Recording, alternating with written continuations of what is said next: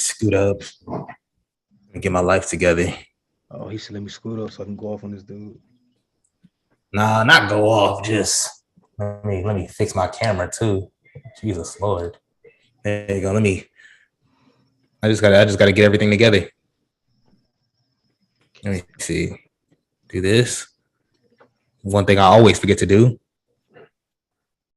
There we go. Thank you, lady. Look, you cannot minimize Zoom when you're recording. I bet I can't. I'm also forgetting one more thing that can literally stop us from being great.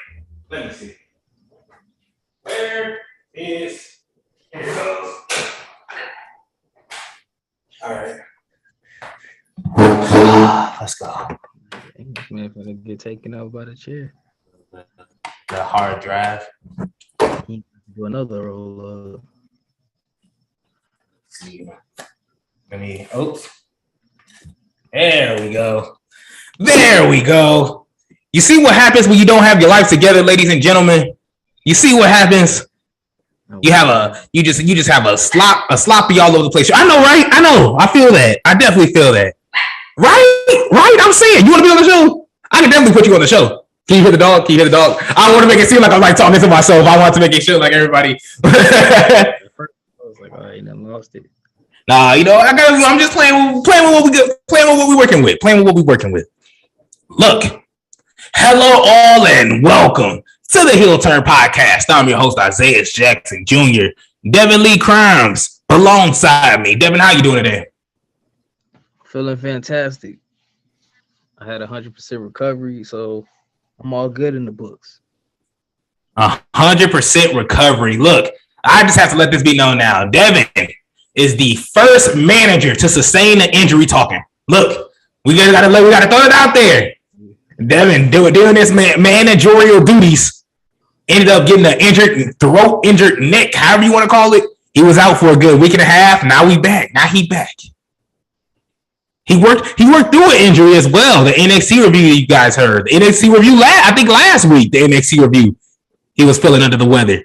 So shout out, Devin, shout out to you. You care about the heel turn community. See, trying to tell y'all. I be trying to tell y'all when I'm not talking about me. I be trying to tell y'all. He said, look, all in all, love your contribution. Love everything you do for the Heel Turn Podcast. I can say that on and on and on and on over again, but I'm not going to. Look, Devin, we got to get into wrestling. Unfortunately, no dream match, no back in my day. There's a lot to talk about. We got to get into it. Devin, did you hear the new club that has been invented? that the heel turn community, not even the community, that the heel turn has created? I did, actually. I really did. It was this morning, actually, and it had me cracking up. I'm going to say it my way because, I ain't there yet. And you know what? You the one that orchestrated the club. I let the founder. The founder. Look. It's not even the founder. Like the founder. I already had to defeat the smoke detector. Now I had to. That was the fight over the first name. Who gets to keep their first name? Apparently he lost. So look. Just detective. Now he's just smoke detector. But look, we have a new club here. And it all started, let's put some context into this. Sting, we're seeing Sting do crossbodies. And we're going to get into the topic as to why we have this group. But Sting doing a crossbody was the last straw. This is like his fifth one in AEW history, in his career at AEW. Now look, I have it's going to be a well-known club, a well-known group, my own little faction.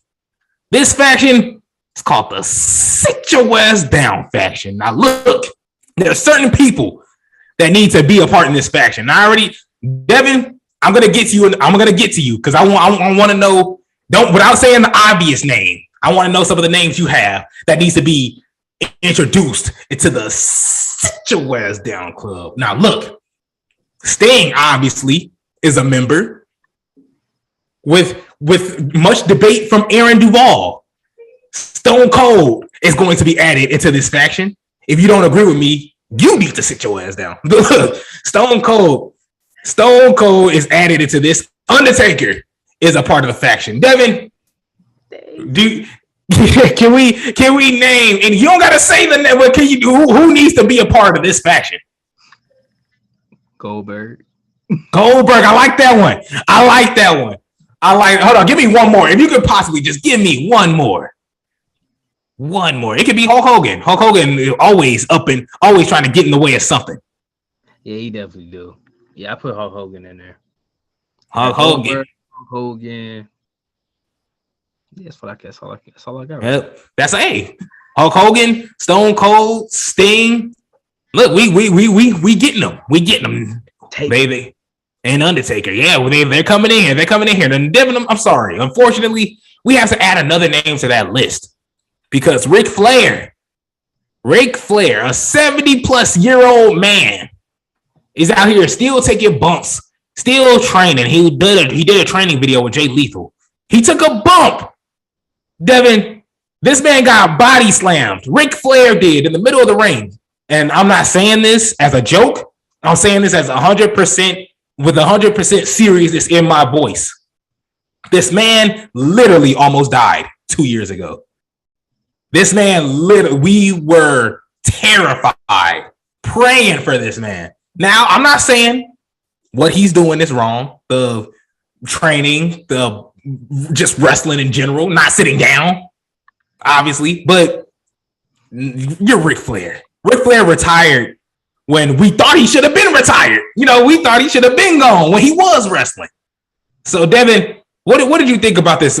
First off, I should say that Jay Lethal was the guy training with him. So if that changes anything, we know Jay Lethal's a great wrestler, really close. I don't know how close, but close relationship with Ric Flair. If you've seen the TNA days, I haven't, but I've seen the reruns. Devin, what did you think about this Ric Flair video? I'm glad you pointed out Jay Lethal because Jay Lethal was the one he was sparring with. I'm gonna say I ain't even gonna call that no wrestling. That is just the only plus to it because I always love that promo of them both going woo woo. But other than that, no, it's horrible. I don't know why he always got to feel like he got to prove to us that him. Like we don't care. I mean, not that we don't care. We don't care anymore. You did everything you did, and like you said, when I was a kid, he looked like he should have been retired, and now I'm older, so you definitely should be retired. How are you 70-some years old? Oh, I'm gonna just take a bump. All people think I can't keep doing. Yeah, we think you can't keep doing it. You don't need to. I never seen somebody who had such a decorated career as Ric Flair, and he felt like he gotta constantly justify it. Like, no. I can think of one. Undertaker.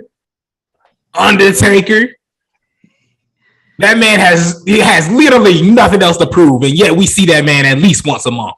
I'm sorry, I didn't mean to cut you off, but I had to answer that. I guess, we'll see Undertaker. I can see his brand wise why you would want to bring him back. But Ric Flair, if somebody was to go, okay, WrestleMania 40, Ric Flair taking on AJ Styles or something, nobody wants to see that. AJ probably don't even want to do that. Like who wants to see Ric Flair is not going to draw in any type of wrestling way anymore. Like we all as a collective should know he shouldn't be doing this anymore. He don't need to do it. Like he's not gonna win another championship, so what's the point? Go sit down somewhere.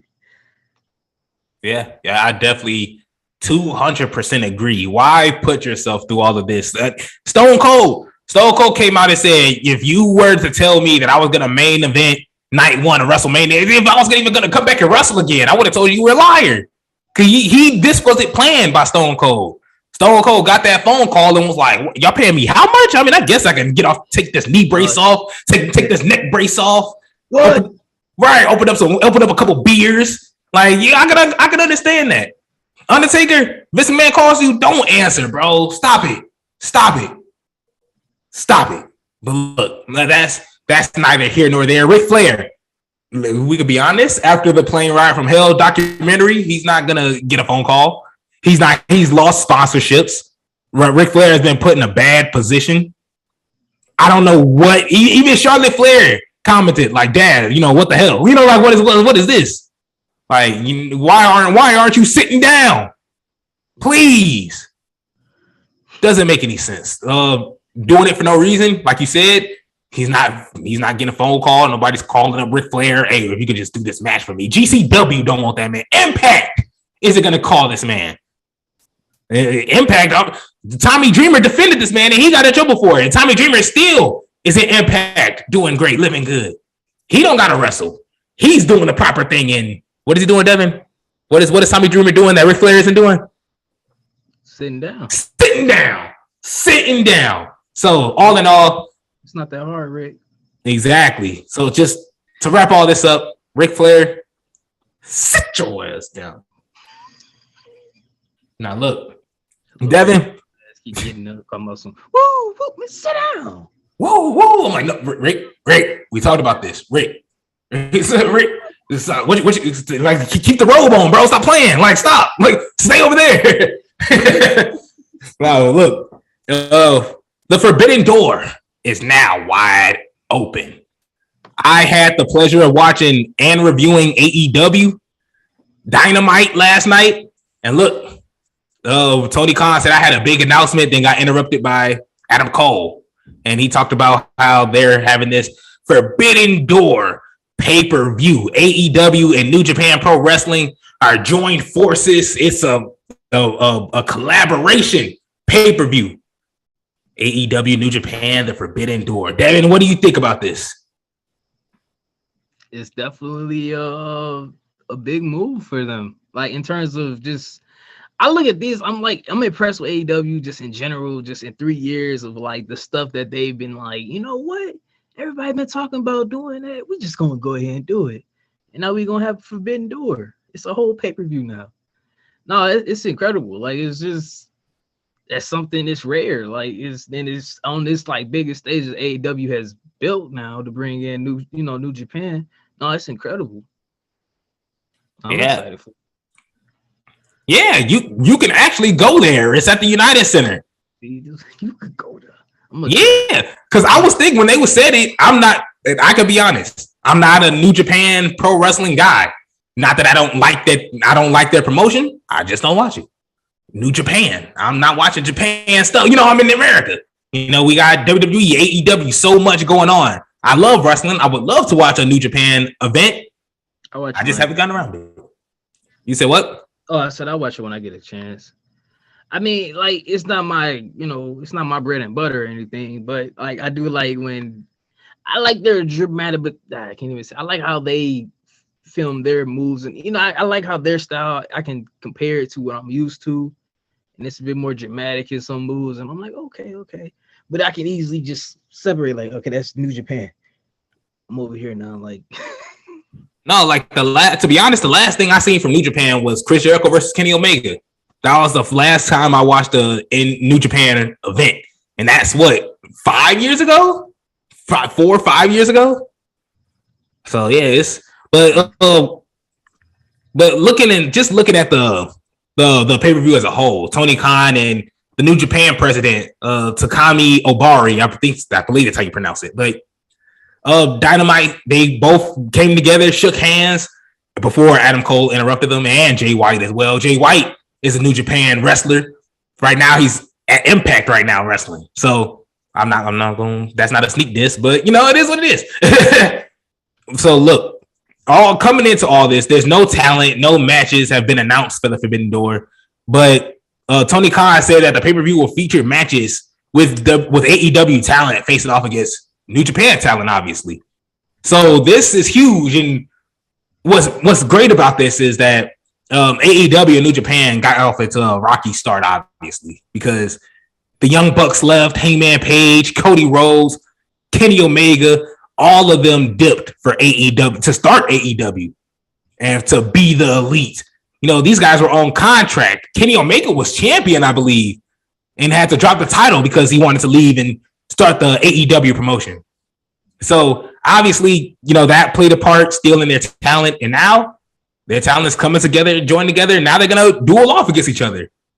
It's cool. It's awesome. Devin, is this gonna be the needle moving moment for AEW?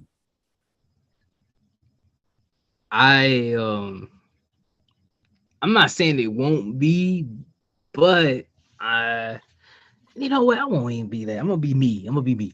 It will be. It will be their needle moving moment, and because it's like I said, it's a rarity right now. Like you don't see that often. You haven't seen it. When have you seen it? So I mean, it's like I said. We always talk about how we want something different. We want something change. You know, this is something pioneering right here. So pioneering. Mm.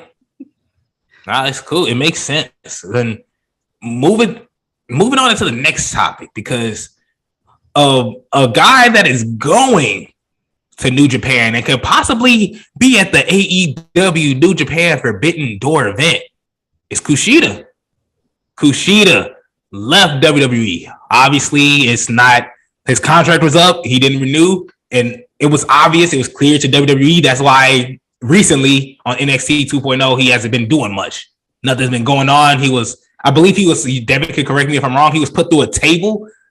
And that was probably the last we seen of him. He was body slammed out of the company by Von Wagner. Yes. That is the most nicest way to phrase that. Get better at it when you watch 2.0 for a while. I'm saying, look. Now, Kushida signed with WWE in 2019. He was the NXT Cruiserweight Champion and lost to Roderick Strong, a couple months ago. And ever since he lost, he's been all about jacket time and not a lot of wrestling. So, Devin, what did you think about Kushida leaving? Obviously, they say he's going to go to New Japan's Pro Wrestling. His contract's up, no 90-day non-compete, so he's free to do whatever. What do you think about Kushida leaving? He's the guy on your brand. He used to be, no, but you know, the way all the chips fell, I mean, it's an even thing where they had no real plans for him, and he's like, hey, I'll just leave it.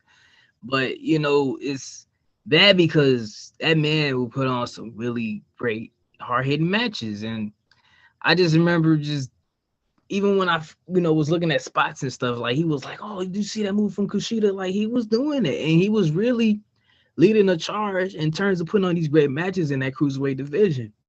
But 2.0 comes around and cruiserweight it's gone now. So now he was subjected to being jacket time. And I hated it because, I mean, he still put on his great performance, but it was just the things they had him doing in between that he could have been in something more important than just getting slammed around by Von Wagner. And that's why I'm like, in a way, he could have still been there doing goofy stuff, or he could leave and go on to do what he can do, better things.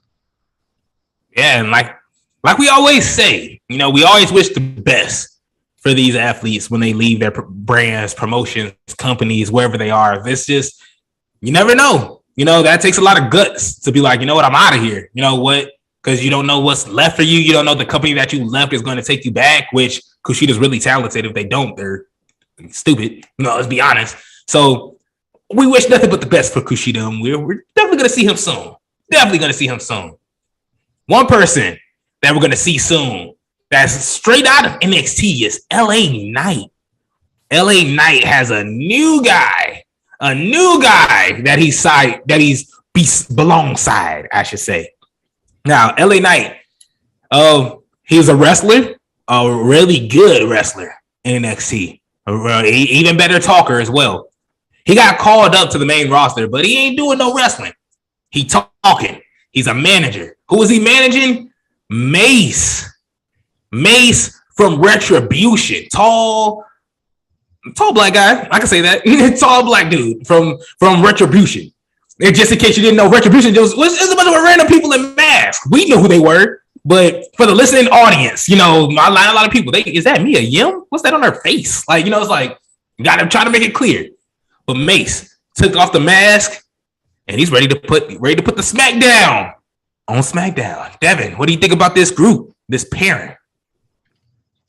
Man, that's my guy, LA Knight. I love that man in NXT, and I mean, I'm happy he's moved up. Bottom line, I'm happy he is moving up. But I was looking forward to seeing him being him as, a wrestler. Like, there's nothing wrong with him being a manager. I don't have a problem with because his mic skills to me are so good. So I feel he'll make the best of it. Is that where I wanted to see him? No, but I know he'll make the best out of it. And who knows where it'll lead to. He may not be a manager forever. So that's why I ain't gonna be negative about it for him.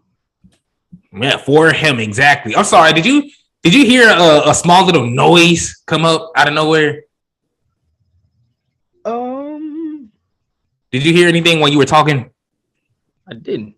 Oh, dang. I accidentally pressed LA Knight started doing his promo and it just blasted loud. I was like, man, if you heard that, I will most definitely play this.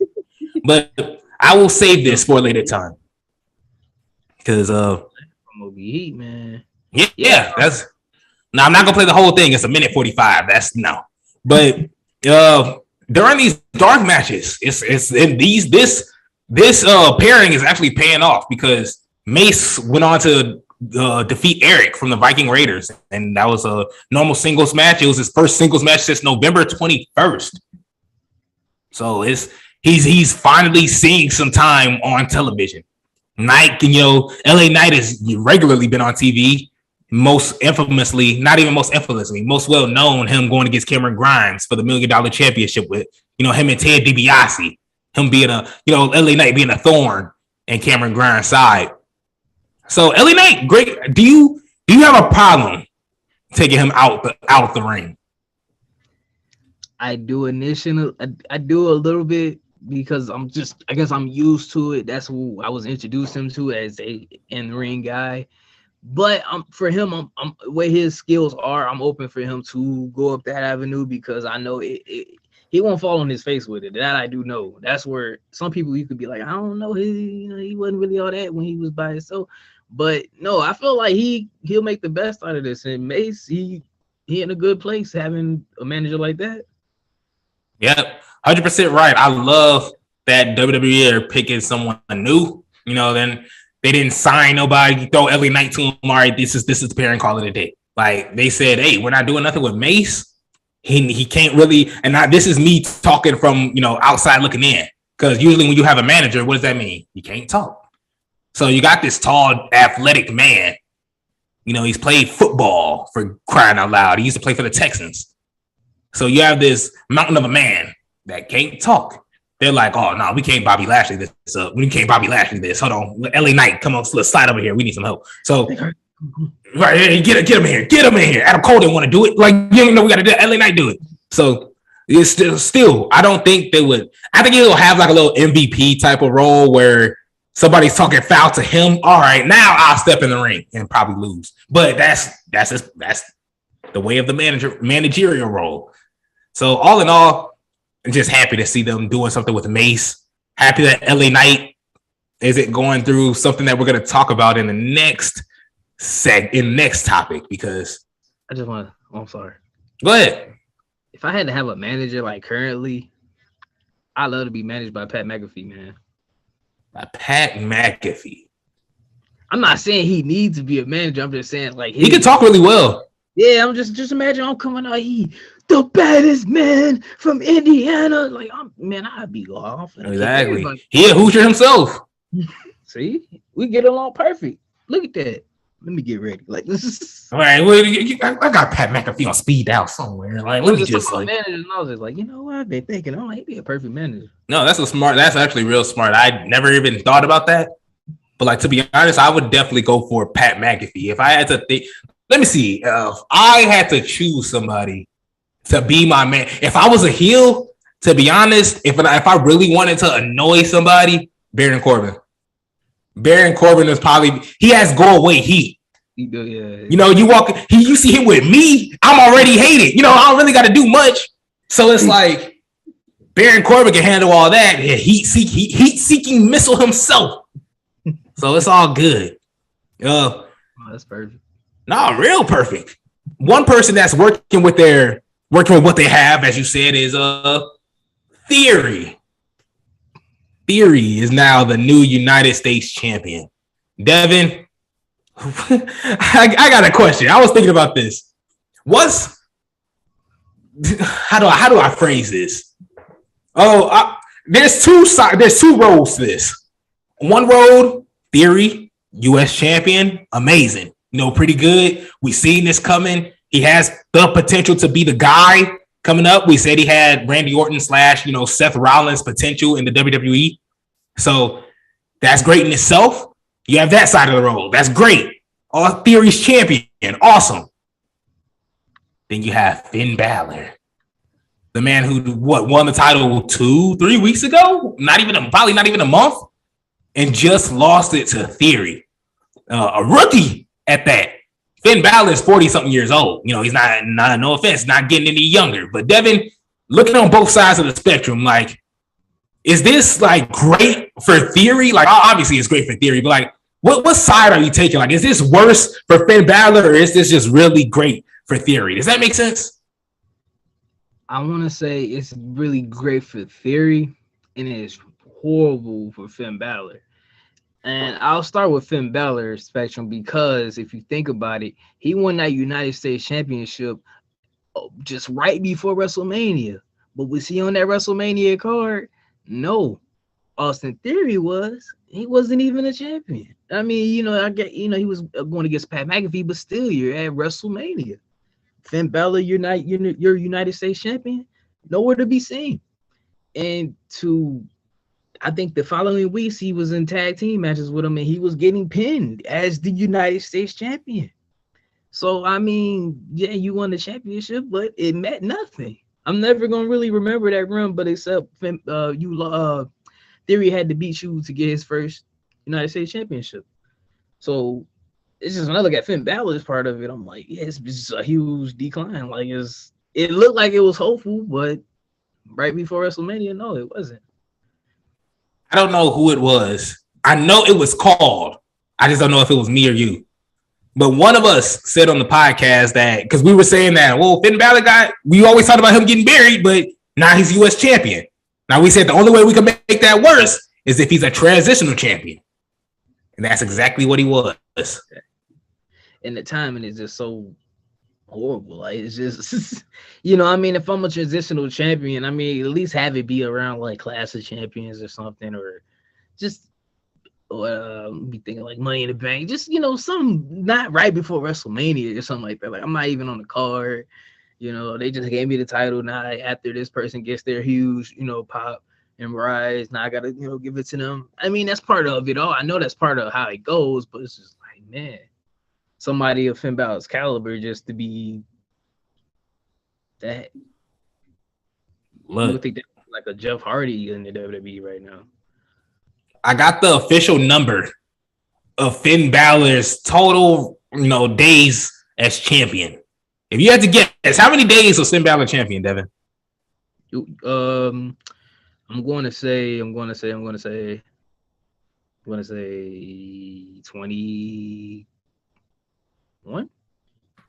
49. So about a month and a half, he was champion. I think I was thinking these weeks. But that's the thing. You said it. No, you pretty much said it yourself, because you was like, we didn't see this man at WrestleMania. We didn't see him anywhere. So pretty much from what the time we did see him, it was 21 days. So no, you pretty much right on that. But like you said, you said that this is great for Theory. How far does Theory go with this U.S. champion? And I mean that in title reign. I mean that in how he's treating it, because Damian Priest had it before, and it was 50-50. So, Devin, how do you? And they're horrible. Yeah. So, what do you think? How do you think Austin Theory's title reign is going to go? And how do you think he's going to treat the championship? I'm hoping I want more mid-card action with that championship. Like, I want to see it more defended on those big events, not just a random Monday Night Raw after an event or before. That's how I lost his prestige. Like, you see somebody winning, you're like, okay, cool, he got a championship, but they can mean more, having number one contender matches for it, or a battle royal for it, or having just making it seem like people want to fight to get this championship. And I'm hoping his reign could kind of maybe having Vince McMahon like backing him like that. He's not going to just have his prodigy, his new United States champion, just defended it, whatever. Like, I'm hoping that part of the story makes it more of a big deal that Vince McMahon is attached to it. Hope that's really what I want. The big piece of this whole reign I want is that some type of importance comes to it, because it's been lacking very much. Has there any been importantness to any of Theory's storylines recently? I would say they're not necessarily. They're on that line of they are, but they're not like, they're not pushing it where it's like you must see, you know, things going on. Like, I mean, like the whole thing with McAfee, like it was great, but it wasn't like, you know, it got a lot of time, but it wasn't like a thing where it was really delve into. It was just like, oh, Vince McMahon, you know, he just want me to fight you. Woo, woo, woo. You need more in-depth type of stuff, because we really don't know how his. I mean, we know who he kind of is, but you gotta give more. He need more ways to expand his character just a little bit. Personality. Yeah. Yeah. I mean, he just taking pictures now. Yeah, like I'm just like, oh, I take pictures. Hate me, you know, but why? What's making, you know? Yeah, to be honest, I don't know. I don't know if he need like that. You know how you'll say, you used to say like how Mick Foley had that match with Randy Orton, and that like brought out that show you how hardcore he can be, how edgy he can be. Like maybe he needs to get to that point with somebody that can bring out that animal like in him in a way. Not saying he has to have it all the time, but we know he can get there. Right now he just look like, oh, I just take selfies and yeah. Yeah, I gotta agree with you right here. And I'm gonna move on to the next topic but like the thing about this is and the reason why I'm moving on to this is because I agree with everything you just said. Because Theory does need what Edge wasn't gonna get a mega push. Let's be honest. Can you agree with me here? Edge would not be WWE champion if he didn't have Lita by his side. When Edge had Lita, I agree. Instant heat, instant W. Not saying that he wouldn't have been champion, but Lita added that. Yeah. Lita added that. Yeah. You were right. My bad. No, you were. I was saying like that dynamic he had with her. If he didn't have that and he was just him as champion, it would have been bland because just he didn't have much right there to work with at that time. He would have just been this guy. I got the money in the bank. Now I'm WWE champion. Who hate me? Now and now pop quiz. Who was the thorn in Edge's side that boosted him to the next level? Well, yes. I want to say he Mick Foley. You get out of here. Oh, you Christian? Oh, Christian. Man, let me get this dude off my. But look, yeah, 100%. John Cena. John Cena needed Edge. Also needed a little bit of Randy Orton. John Cena also needed JBL was the start of it all. John Cena needed JBL. You know, if it wasn't for them burning up the U.S. title over and over again, and you know, John Cena trying to bring an urban look into the WWE, and JBL's the proper. We don't do that here. You know, that's not us. They had the perfect dynamic of like how it's in a story of a match. Exact. The Rock had Stone Cold before he had Stone Cold. Triple H. Yes. Triple H. That ladder match is still one of my favorites. You know, between Triple H and The Rock. Steel cage match between Triple H and The Rock is still one of my top favorites in stipulation matches. But Theory does need that extra person. And now maybe that would be a Seth Rollins. Maybe that would be a Damian Priest or somebody from NXT. We haven't seen a fresh, besides Roman and Brock. Yeah, we can't even call that fresh. We haven't seen a fresh rivalry between like two newcomers and have it just be disgusting. So recently it was CM Punk and MJF. Can you agree with that? Yeah. I don't know if I'm missing somebody, but like CM Punk and MJF was the last heated rivalry that MJF, we can go back a while far away and be like, MJF needed that. Yep. So no, I agree with that. So yeah, but I'm saying that's what Theory needs to get to that next point for me. Right, exactly. So Theory, can't wait to see you elevate. Whoever you beat up or whoever beats you up, we'll just be happy to watch. Like that's all we gotta say. Theory.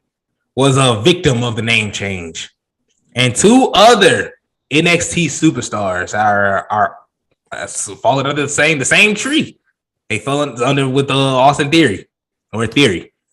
Kaylee Ray and Casey Catanzaro have new in-ring names in WWE. Kaylee Ray is now Alba Fire. And Casey Catanzaro is now known as Katana Chance. Devin, these are your NXT superstars. How are you feeling about the name change? And they got their names changed before they even got called up. So, Devin, what do you think? I don't. It's when they get started and they get these people signed, they're going. Why don't they think of this stuff beforehand? Like, we want to do this for the trademark. Why don't they ever put that? My whole issue with these name changes is that's how you tell people who that is. Say somebody walks in, who is that? Oh, that's Kaylee Ray. Not 2 months. 2 weeks later or so. Oh, I thought that was Kaylee Ray. Oh yeah, now she's it's just exactly. Like I know The Rock was once Rocky Maivia, but him turning into The Rock, it at least made sense. It was like him maturing to I am now The Rock. Yeah, they did stuff. they actually did something to get the name changed. He had some type of justification, but you going from like Walter to Gunther, like it's not like anything changed. You're still you. What was the point of changing the name? And then they have it for so long. I could see if it was like a thing where this person debuted, say like you got like John Cena, right? If they just brought him in when he debuted against Kurt Angle, he was the prototype still, right? And then maybe few weeks later, now he's John Cena. And then, he goes on from there. But just to be going through having title reigns and all this stuff under one name, and then boom, we're changing your name. Why? That's crazy. No, you said why. I have why. this is why. Look, and this is a memo from Dave Meltzer. Dave Meltzer reported about Vince McMahon wanting the people to change, wanting his superstars to change their names because he doesn't want their names related to their name in the independent scene or their actual real name. So now reading this, he says, the actual story behind all this is all talent got a memo from Vince McMahon. And he said he doesn't want anyone new using their real names anymore, nor names that they use on the independent scene. Walter became Gunther because Walter was both his real name and the name he used on the indies. Raquel Gonzalez kept Raquel because that's not a real name, but had to drop Gonzalez because that is a real name. Many thought Austin Theory dropped the Austin because it was, Stone Cold, but he said it's actually because his real name is Austin White. So you had to get rid of Austin. Raul Mendoza is a WWE name, but Raul is his first name. So he had to change his name to Cruz del Toro. And so it says, as always, this is the case. The memo only applies to people who are newer and who they decide it applies to. So Randy Orton isn't going to change to, change a name. Brock Lesnar, Ronda Rousey, that doesn't apply to them at all. But they said Riddle had a name change because they said Riddle. It said Riddle has to change his name because Riddle really is his last name. So instead they just dropped Matt. That's stupid. That really doesn't make any sense. So it says it looks like it applies to most people on the roster, and also included that's not going to be, touched in this situation is obviously Cody Rhodes. So knowing what I just told you, does this change your mind a little bit? Does this give you some type of validation as to why Vince is doing all this? I get it. It's weird, but I get it. It's only weird in terms of you getting that change, but I kind of understand the change. Still weird, but I can just see I don't want anybody having the real name. Oh yeah. Okay. Yeah, and that's the crazy part. Matt Riddle's real name is Matt Riddle. See, that's what throw me. But we only have to call him by his last name because Vince don't like that. Matt don't really sound marketable like Matt. So yeah. At least he did get his name changed all the way. Yeah, I'll accept it for now. Look, and I forgot one person, Marcel Barthel or Ludwig Kaiser. Yeah. So that's the name changes, obviously ridiculous, stupid, out of the ordinary. But all in all, this is what they used to do back in the day. Back in the day, yeah, back in the day, territory days. We could see somebody we could see somebody wrestle in Indiana. We're from Indiana. We're gonna be in that Indiana territory. Indiana, Kentucky territory. So there's a guy there fighting. Maybe he's not getting over. Maybe he's not doing what he's supposed to properly. He's not getting over as he should with the fans. He's going to go to Florida. He's going to go to Arizona. He's going to go to this place, change his name because nobody's seen him on TV. Nobody, unless you got a diehard friend that loves wrestling and you're like, bro, look at Austin Wilder. Austin Wilder? Bro, that's Cassius. I gotta look a little Cassius, because then now you don't know and even then you didn't know what's real or not back in the day either. So some people, the smarter people did, but a lot of people just didn't. So Vince McMahon is going to the time of old, trying to get the name change. And so not only that, Vince is trying to profit off them too. Vince is trying to get that money off them too. You leave, you can do whatever you want with your name. But when you're in WWE, you're mine. You're mine. You're mine, exactly.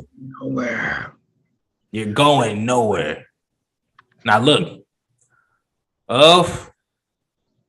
before we close this show out with our very last topic, I had something in mind. I saw a meme that impressed me, and I had to get your thoughts on it. It was a kid, and around him was a bunch of apples. They all had a bite taken out of them. And the kid had another apple that he was biting into in his hand. The kid was, portrayed as Tony Khan. And the apples were like Keith Lee, Tony Storm, Ruby Soho. Like everybody that he signed, that he just pretty much was like, I like you. I'm not finna do anything with you for the next, after the next month is up. Devin, is there any truth to this meme? And what do you think about that? That's funny. I'm sorry. I'm just picturing him just toss. I'm like, the Ruby Soho one got to be nibbled on because. Oh, they did her foul.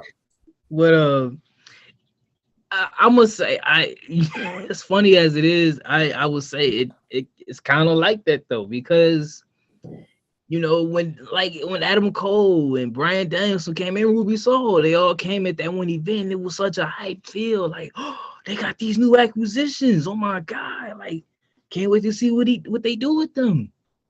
And the buzz is big, but they come out, well, I'm happy to be here, have a few matches, and then they just kind of simmer away. I'm not saying like most of them they simmer away to a point where like I just forget they're there. Like obviously like Keith Lee was just tagging with Isaiah, but it's just not what we probably were were brought at first when they came in. Like, oh, look at this break, we got Keith Lee, he's gonna go. You know something funny? But I don't mean to cut you off, but you brought them up. They were just on YouTube a couple days ago. Yeah, no, that's why I was like, I just saw. Yeah. I knew they were just exactly. I'm like, he's still doing stuff, but it's not what people expected when they was brought in. They get brought in on all this excitement of what are they gonna do? Oh my God! And then it's just, it's foolish. Go. I'm not gonna say like in terms of acquisitions in a way, but like I look at NXT when Braun Breaker came in. Like he came in, fresh dude, never seen him before really. They pushed him straight away, and look at him now. NXT. Well, I guess I hate to say it, but 2 times it didn't make sense to me. But it's just like that right there. Like you find somebody, boom, he's fired. Here, like not he's fired. Hold on, not yet. So it's just either you throw him out. I mean, not throw him out, but either you go down the fast lane or you stay in the right lane, and you may end up swerving into the exit to dark. You YouTuber. Okay, I'm done. Look. No. He's like, these YouTubers. Yeah, these YouTubers. Look, I got a problem with these. Not these YouTubers, but now it's becoming a bad problem. When I have to call Ruby Soho a YouTuber, when I haven't even seen Miro. Miro has just vanished from the. I see him on Instagram because I follow Lana. I don't mean to sound like that, but I follow Lana, and you do too. I'm pretty sure you do too. I'm the listening audience. So look, rumors and accusations. Okay, so let me go on here and see some Devin D Conscious following some Lana. But look, Miro has been nowhere to be seen. Keith Lee is with Isaiah Swerve. Both of them got signed, and they was just like, okay, now you two are just gonna go together. I'm pretty sure that wasn't in Keith Lee plan, and I don't mean to sound like that, but I don't think Keith Lee signed up for that. If you ask Keith Lee, I'm leaving WWE, what are you gonna do? Oh, I'm gonna get into the AEW tag team division. No, that's not what he wanted to do, and I'm pretty sure that's not what Isaiah Swerve wanted to do. You said what? I'm gonna be a YouTuber. Yeah, I'm gonna be a YouTuber. Limitless. No, bro, you're limited when you're on YouTube. Limitless views. Like it's unnecessary, and he's losing. They're losing. Keith Lee, Isaiah Swerve Scott, it's losing to Powerhouse Hobbs and Ricky Starks. They put on good matches, but they're still losing. You got Jon Moxley is the only one that left and was able to get Jon Moxley and Bryan Danielson because obviously they're both great. Ruby Soho's not getting no time. Tony Storm just won a qualifier cup match and got booted to YouTube. Doesn't make any lick of sense. I can't name anybody who is doing this who does this without a plan. If somebody's a free agent, I would have loved to have Samoa Joe just as much as the next guy. What's Samoa Joe gonna do? Samoa Joe fighting Jay Lethal. Jay Lethal was just on YouTube last week. Like, if it wasn't for Ring of Honor, Jay Lethal would still be on YouTube not doing nothing. Adam Cole, nobody likes what Adam Cole's doing. Nobody. Adam Cole is getting great TV time. He's doing the same amount as Bryan Danielson and Jon Moxley. He just suck because of all the stipulations and all the storylines that he had to go through. He getting them L's. He getting multiple L's. He getting them L's. It doesn't make any sense. Tony Khan is, and I think we made this joke before. Andy, the Toy Story. I don't want to play with you anymore. Dropping the toys. That's Tony Khan. Tony Khan signs everybody he wants to. Has them on the show for a little bit. Gets his pop, and it's sad. I think it makes it seem like this is what it's for. A cheap pop, and that's about it. Get some people talking, get some views, and then that's it. It's trash. You need to take some out or something because they do kind of happen very close, and they're like, okay, like, yeah. I think he needs to do what? No, I'm like, do you think he need to either space out, like, that's like, he brought in like William Regal and then Isaiah on the same show, but it's like one is doing something. Well, I mean, not William Regal. I'm not saying I'm not gonna compare that in terms of like in ring, like William Regal came in and won the championship. But it's just like they both introduced on that show, and now Isaiah, he's a YouTuber taking L's. Like, it's just I can't name. I was gonna say, you're gonna hype somebody up. I mean, strike the iron while it's hot. Don't let it cool off. I can't name any talent that switched over to AEW and is. I feel like they got lied to. Everybody got like look at how happy Ruby Soho is. And I'm not saying I'm not going into the mega defense of Ruby Soho because she's a Hoosier. That's just another reason, one of the reasons why I like her. But it's just the fact that she had this talk. We seen the press conference after Revolution, or was it Double or Nothing? It was one of the two. Revolution or Double or Nothing. Double or Nothing, I believe. Yeah, when she debuted and she was talking, she won the Battle Royal. I'm back, hugging the ref and stuff. After the match, she had a press conference. Talked about AEW's locker room is so happy. She's so happy to be here. It's totally different from WWE. And you just got booted to NXT, to NXT version of AEW. Like, if you're not on AEW, you're on YouTube. If you're not on YouTube, if you're not on AEW Dynamite, you're on Rampage. If you're not on Rampage, you're on YouTube. You're not on YouTube, you're in the barn with QT Marshall training. That's foolish. Ruby Soho should not be on YouTube. Miro should not be disappeared somewhere. Keith Lee should be treated better. Samoa Joe's going to be treated like dog crap soon. I have zero faith in Tony Khan signing people. I'm going to be honest with you. Zero faith. He's going to treat them like crap. The Apple meme was just too funny, but it's accurate. That's just how he is. Done. Now, Devin, I know I said there wasn't going to be no dream match, no back in my time, but we do. Oh, I thought he was going to pull an Eddie Guerrero. I lied. Yeah, see, I mean, I did lie a little bit. Wait, I want to do a back in my day because, well, social media a couple days ago celebrated the 20th anniversary of Randy Orton's debut. We talked about him last week, what did RKO stand for. Devin had to cheat to give us the answer, but he told us the correct answer regardless. Devin, back in your day, without giving us a regular, the typical Randy Orton stories that we talked about, you know, him and Triple H going into his house, you know, without all that, can you give us a Randy Orton moment, you know, back in your day? Back in my day, okay. A Randy Orton moment I'm going to think back to. Man, so many. Right. I mean... how about this? Let me see.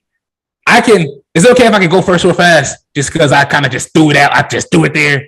It's just on the spot. Look, one Randy Orton memory I have is when Randy Orton it was after he got the thumbs down from Triple H and they beat the dog crap out of him because he was the newly won World Heavyweight Champion. And it was the next night on Raw.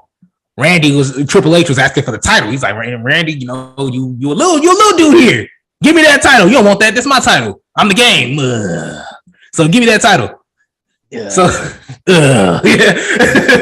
And so, Triple H has a title in his hand, and him and Randy are like fighting back and forth. And Randy just spits in Triple H's face, and like that was the most disrespect because I was seeing Carlito. That was Carlito's thing back in the day. That was like the ultimate disrespect. Seeing Randy do that to the game, like it was crazy. It was something I just never saw before. And then Randy kind of like evacuated through the crowd, and he's raising the title up high. And I just remember because I was little, but his eyes were huge. Like he's just like it was like he was on some type of medication. But he was just like he looked like he was on top of the world.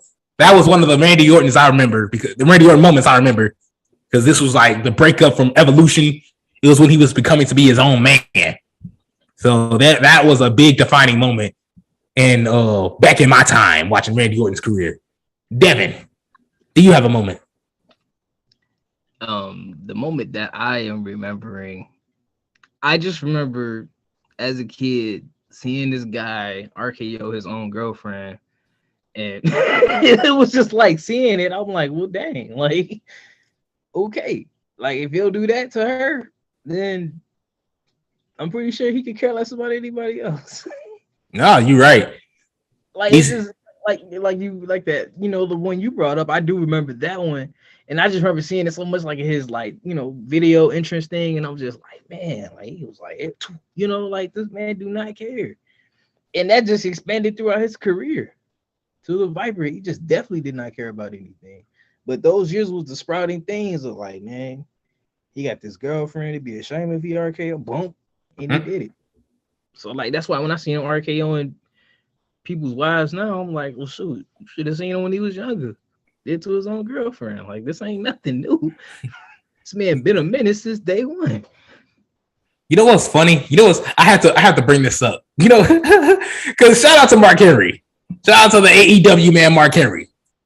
I just remember him having his leg up on that walker, and Randy Orton walk up to him. How fast does that walker go, Mark Henry? And Mark is like, hopefully fast enough to get away from your ass. Like, I thought that was the funniest because Randy talked about that. Randy talked about that segment. He said he appreciated Mark Henry for that because that was a paying it forward situation.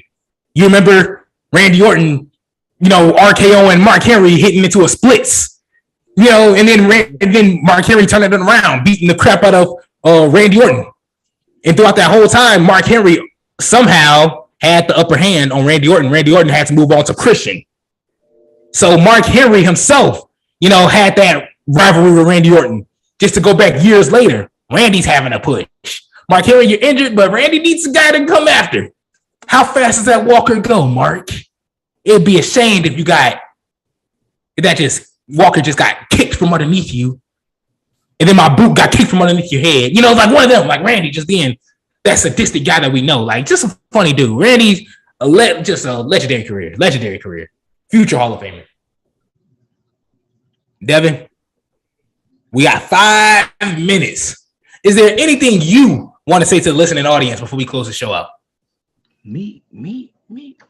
Well, your time's up. Not playing. I will do that. All right, guys. See you later. But no, I got 5 minutes. Man. Cinco. That's all I need. Then. Now you have 4. Okay, you know what? See, here we go. I got 4 then. It's all good.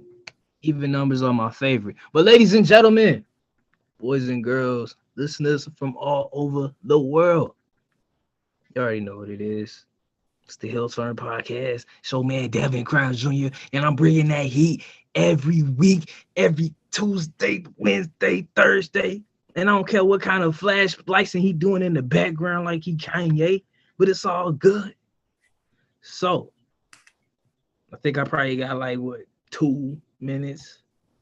Another even number. So I'm going to just start wrapping it up now. It's been me, Devin Crimes, and I'm going to hand it over to the man that's trying to rush me out the door, but I'm holding on to the hinge of the door, and I'm like, man, wait, hold on. Isaiah Jackson Jr. For those that know, I announced it a couple times. I work at a radio station. For those that know, radio stations have time limits. So I told this man, Devin, I got 5 minutes. Oh, you giving me 5 minutes? I didn't give myself 5 minutes. I give myself 7. I'm like, okay. See? I'm like, see, man. So at least I know when I'm behind the glass, and I'm like, Devin, you have a minute left. That's Devin is like, okay, I got 3 minutes left. All right, say no more. Like Devin just doubles the time by 2. I'm like, you got 5 minutes, 15. All right, cool. So I gotta be ready for this, man. He out there where it's all nice and sunshiny. I'm out here in Gotham where it's raining. You out there. It never rains in Phoenix, Arizona. I needed the dub for it. That's why I was waiting. Nah, you cool. You so we talk about wrestling and we giving y'all them dubs. But you know what Kevin Owens said about Indiana. You know what Kevin Owens said about Indiana. And Kevin Owens gonna pull up. I get my WrestleMania 6 shirt with my sleeves off and look just like him. He won't know what's coming. And Steve Austin gonna be with me, and we gonna kick back and do all that. And Aaron gonna be watching because he gonna be there. He been fiending for it. So Kevin Owens, man, don't be putting that disrespect on Indiana. Hey, he put the disrespect on John Cena, and John Cena did that to John Cena. So I gotta give it to KO. I gotta give it to KO. Look, 2 minutes left. Thank you so much for watching on YouTube. Thank you so much for listening on Spotify, Apple Podcasts, and Wild 110. We have a text line, 219-230-HEAL. 219-230-HEAL. Text in your comments, thoughts, reactions. Thank you so much for listening.